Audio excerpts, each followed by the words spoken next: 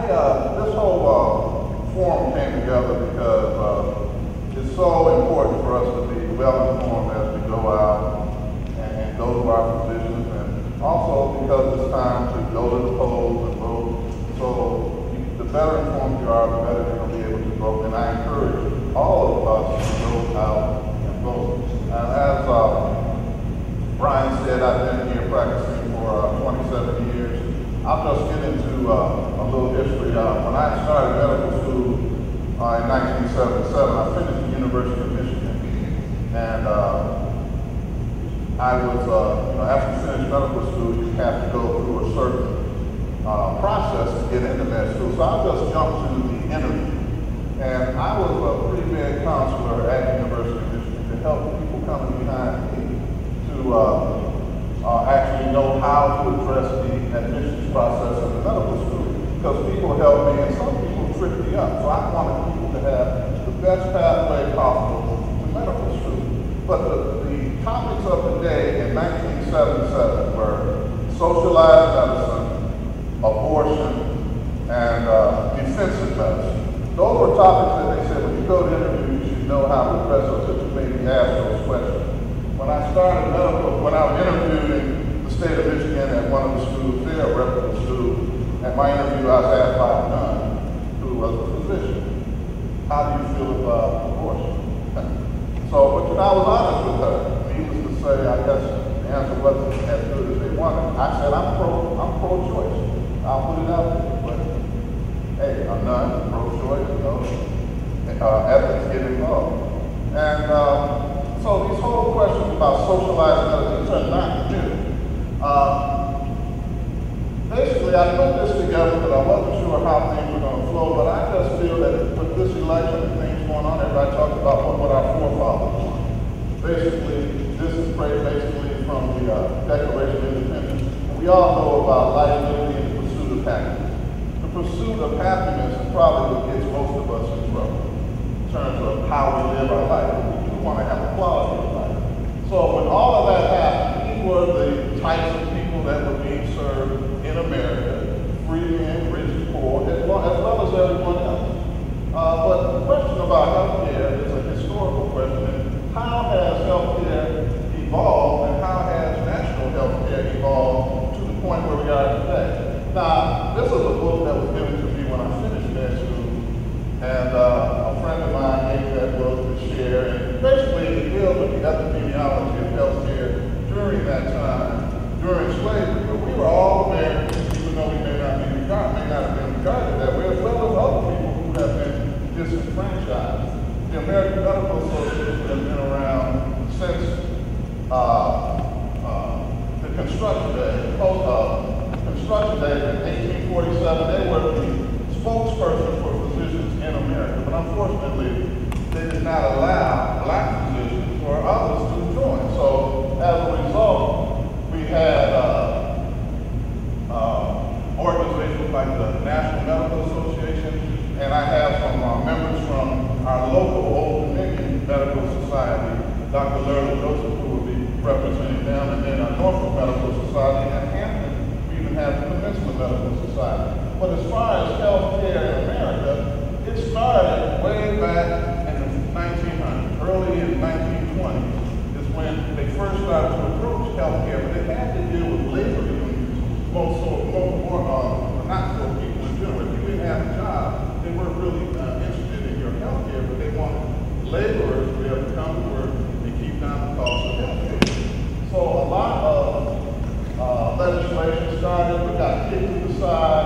And what I'm saying about the American Association of Labor legislation in 1915 had health insurance for people earning $1,200 a year or less.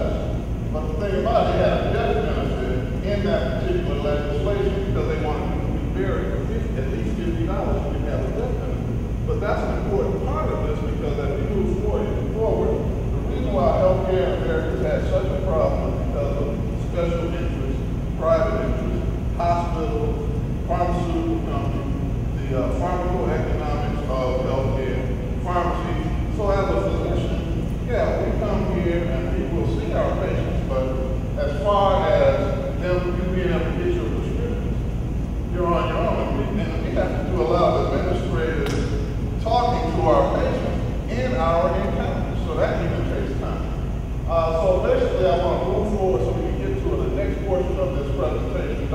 Little Joseph, who is treasurer for the Old Dominion Medical Society at this time, but she had been president of the Old Dominion Medical Society, and I succeeded her as president of Old Dominion about 15 years ago. But the NMA was founded at the same time as in 1895, when there was so much disparity in a separate society we live in. Black physicians care about their patients, and we want to make sure that our people and anybody that's disenfranchised is getting the type of health care they deserve. And so the Old Dominion Medical Society was organized in 1905 and has been around for over 100 years. We still have our annual meeting in Virginia Beach the second weekend in June, and have been doing it as long as I've been here for 27 years and served. And it's a very good scientific program that's open to the public, and we want to make sure that people can come out and learn, as well as our physicians. So we have the Greater Norfolk Medical Society that has been around for about the same time. It started in 1905, around the same time as the NAACP, which is not centered around health, but it has to do with economic, housing, all of these things impact our health. How you feel and where you live and what's going on. So other organizations, so I have another leaders from the Urban League. Edith White was supposed to be our guest person, but she couldn't make it. So Yvette Young is going to represent the Urban League on our panel. But it started when there was a mass exodus of people to the north because of labor and the opportunity for jobs like in Detroit, Chicago, New York, and pretty much a merger of these three committees to my right led to the National League of Urban Conditions Among Negroes in 1911, and they changed the name to the National Urban League in 2020. So the Urban League of Hampton Roads has been around since 1978, and they are working hard to improve housing, economics, and health in our community. I just put this slide up here in terms of different presidents and their particular crusades through their presidency, and I would say I'm for the Affordable Care Act. I like what's going on with that. It's the only plan on the table, and so many other plans were kicked to the curb because the AMA and other special interest groups saw that they weren't going to make some money out of it. They were going to lose some money. So it's about economics. It boils down to that as well as health. So it's not totally benevolent. There are some reasons for health, reasons for making sure that patients stay healthy.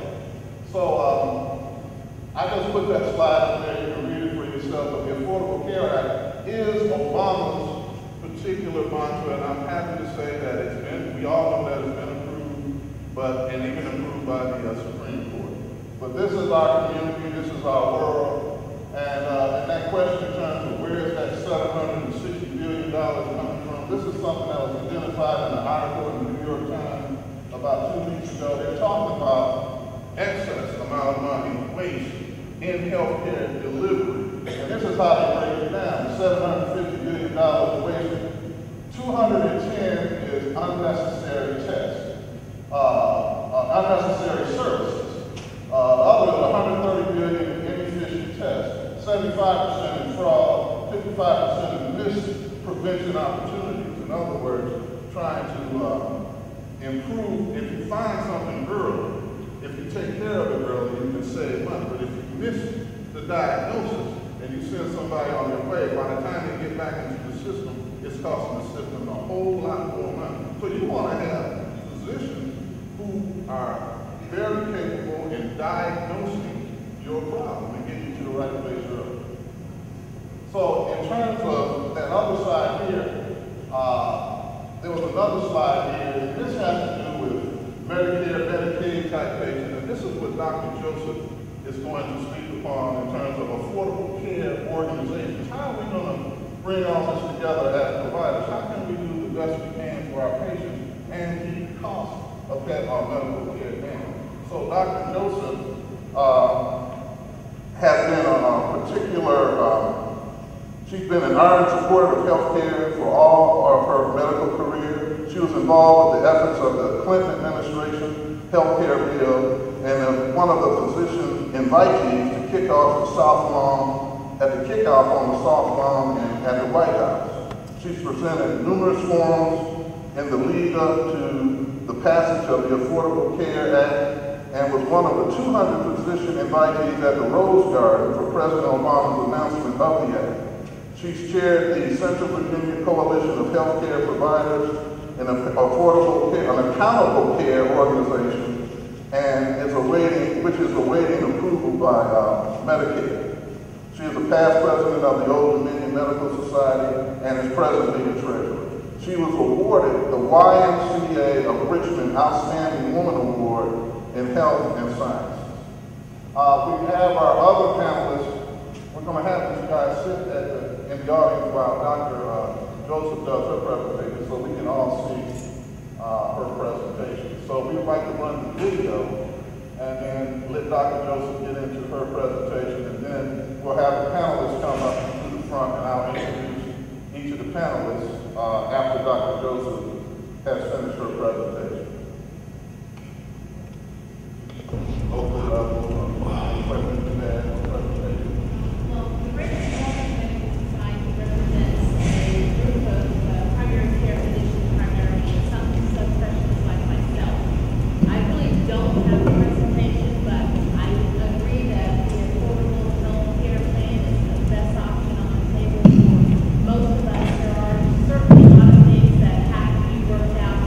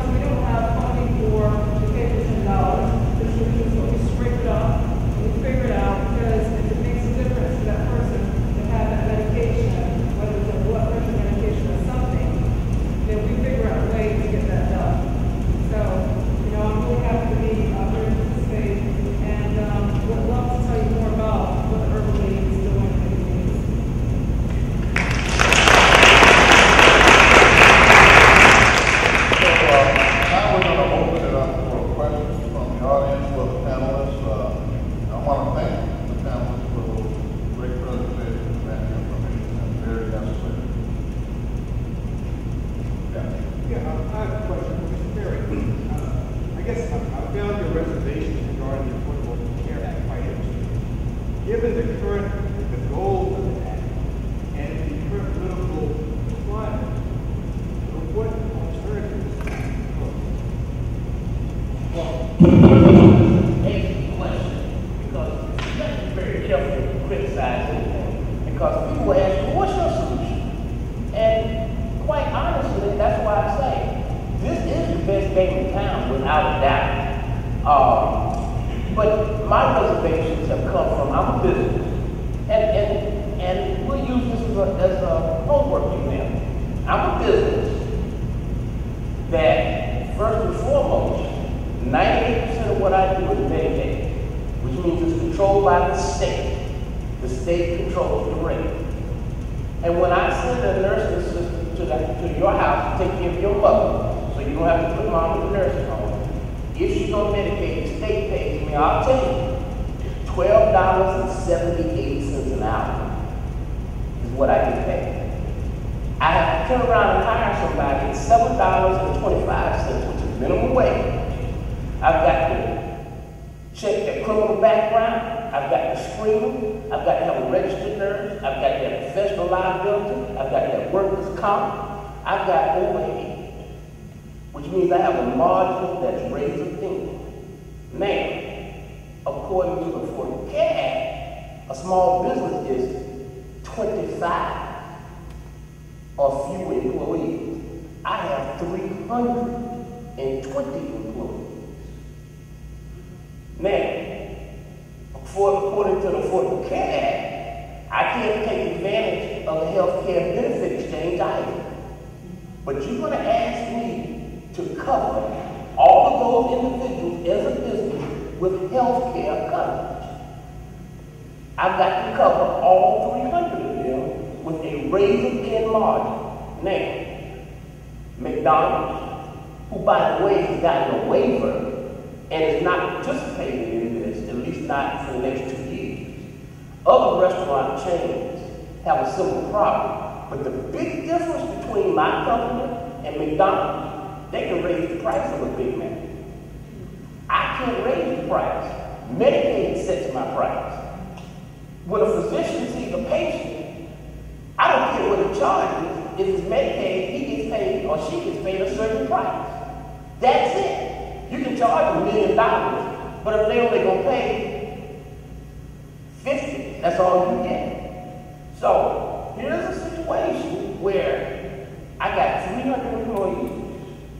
I don't know what the future holds. And people in business don't like that too much. Because if I've got to cover each and every one of those individuals, I've got a bookkeeping nightmare.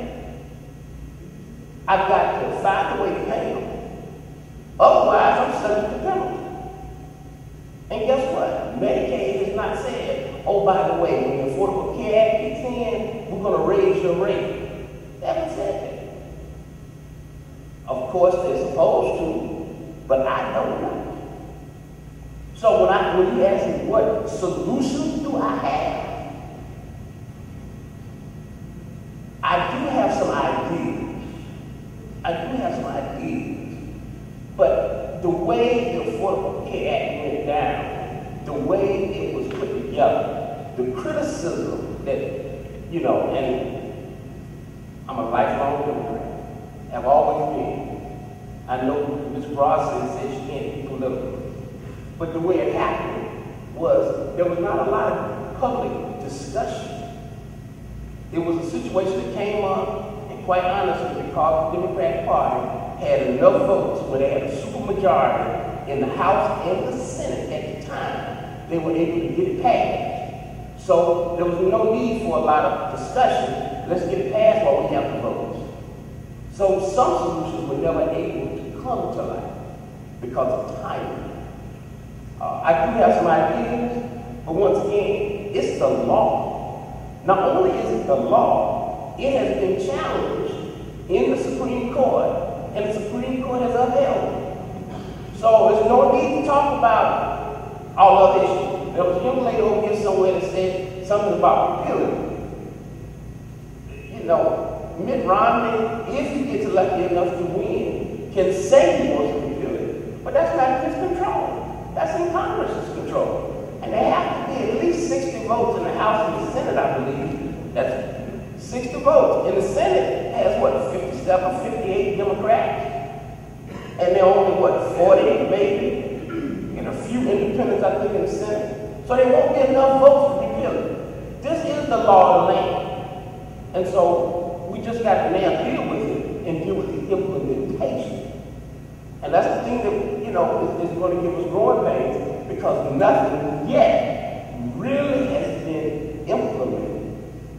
But I've got to find out, how am I going to help those people? And you know, in big corporations like McDonald's, who hires people all over the world, at least in America, the American employees, they got away with it. They're not participating in this. Red Lobster, Olive Garden, they got away with it. They're not participating. So that's something that we got to sort out. So I know that didn't completely answer the question, but you know, that's the best I can kind of give you. I have some ideas, but it's the law.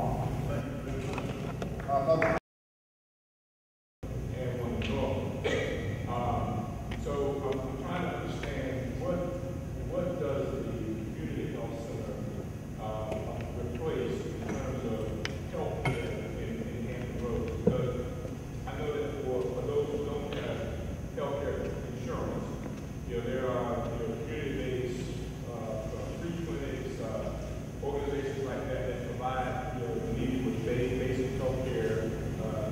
But I'm trying to understand, where does the community health care clinic, does it replace those organizations, so there's still be a need for those? Because I heard from Ms. Grossy that they had invested in, I believe, more than 200 of these health care centers throughout the country, maybe even more. So anyway, I was wondering if you could just explain the role that particular community health center plays in the region for providing health care coverage of the important area. Okay, community health centers are federally qualified health centers, is another name for them. And they are centers that are usually in urban areas that are underserved, and underserved is defined as not having a certain number of healthcare providers within that community, hospital services, as well as rural areas, again, where you're likely not to have enough providers. So they're federally qualified health centers, and so they get a significant portion of their budget from the federal government. These centers are usually developed by the community. They have a board of directors, representatives of the community who come together and say, we need healthcare services within the community. Their services include primary healthcare services, dental services. They should have some educational services such as diabetes education training, hypertension training. And so these are community centers, health centers they call them now, that are replacing services that are not available within a community. What the federal government does, and they have various descriptions. Some are called medically underserved areas, some are called federally qualified areas, and it depends on the penetration of primary care services within that community. So there's a certain amount of underwriting. Now, the federally qualified health centers are mandated to see those who do not have health insurance. So anyone who does not have health insurance can go there. Typically, it's on a sliding fee scale. So that when you go, they look at your income and qualify you as to how much out-of-pocket payment you will have. Oftentimes, they also provide prescription benefit as well. So they will have a pharmacy or have a relationship with a pharmacy where you can go and get medication. They apply for grants from the federal government, and they also can accept Medicaid, they can accept Medicare, they can accept private insurance, because sometimes in a rural area, it's not that people may not have insurance, they just don't have a doctor available. So they can accept all of those services, but the bulk of their services are provided to people who do not have health insurance, don't qualify for those other services. Free clinics, on the other hand, are clinics that typically will not accept any insurance because they're mandated typically by religious organizations, or a community may come together to provide free services. Doctors may go and work in those clinics gratis, not accepting payment for their services. So free clinics is somewhat different. They can apply for grants and that sort of thing on a demonstration model. So this is how the community health centers work. In Richmond, we have what we call the Capital Area Health Network, which actually has 4 health centers within the Richmond city limits, because there are several areas within Richmond that are considered medically underserved. So that's how that works.